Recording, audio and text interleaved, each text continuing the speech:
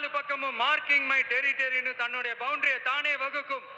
அப்படிதான் அந்த காட்டியை தன்னோட கண்ட்ரோல்ல வச்சிருக்கும். சிங்கத்துக்கு கூட்டத்தோட இருக்கிறதுக்கும் தெரியும், தனியா இருக்கிறதுக்கும் தெரியும். அப்படியே தனியா வரணும்னு நினைச்சாலும் அஞ்சாம அலட்டிக்காம சும்மா கெத்தா தனியா வந்து அத்தனை பேருக்கும் தண்ணி காட்டும். எப்ப எதிலையும் தன்னோட தனித்தன்மையை இழக்கவே இழக்காது. எஸ், சிங்கத்தை பத்தி பேசிட்டு நம்ம சிங்க குட்டிகளையும் சிங்க பெண்களையும் பத்தி நம்ம பேசாம இருக்க முடியுமா? அவங்கள எப்படி நான் மறப்பேன்? அவங்க தான் என்னுடைய உயிராச்சு. என் நெஞ்சில் குடியிருக்கும்.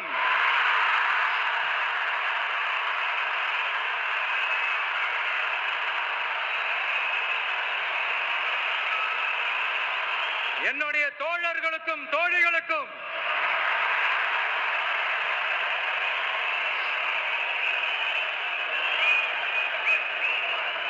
நேர்ல வர முடியாத சூழல்ல வீட்டுல இருந்துகிட்டே நம்மளுடைய இந்த மாநாட்டுல நேரலை வாயிலாக கலந்துகிட்டு இருக்கிற என்னுடைய அம்மாக்கள், அக்கா தங்கைகள், அண்ணன் தம்பிகள், நண்பர்கள் அனைவருக்கும் என்னோட உயிர் வணக்கம்.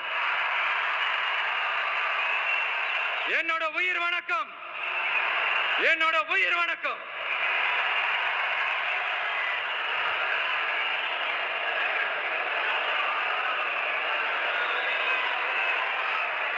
வீரம் விளையும் மாமதுரை மண்ணை வணங்குகிறேன். இந்த மதுரைனாலே உடனே ஞாபகத்துக்கு வருது சீறி பாஞ்சி துள்ளி குதிக்கிற யாருக்கும் அடங்காத காளைகள் விளையாடுற அலங்காநல்லூர் ஜல்லிக்கட்டு தான். நம்ம வைகை ஆறுதான். அழகர் ஆத்துல இறங்குற வைபவம்.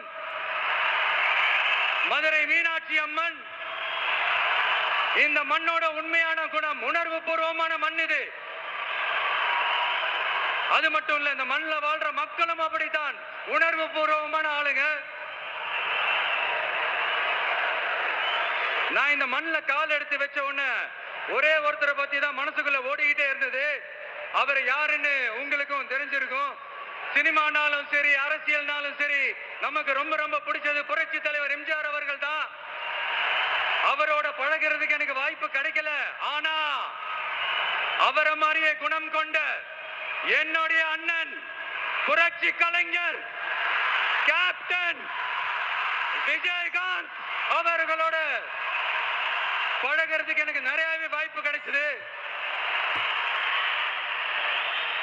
அவரும் இந்த மதுரை மண்ணை சேர்ந்தவர் தானே. அவரை மறக்க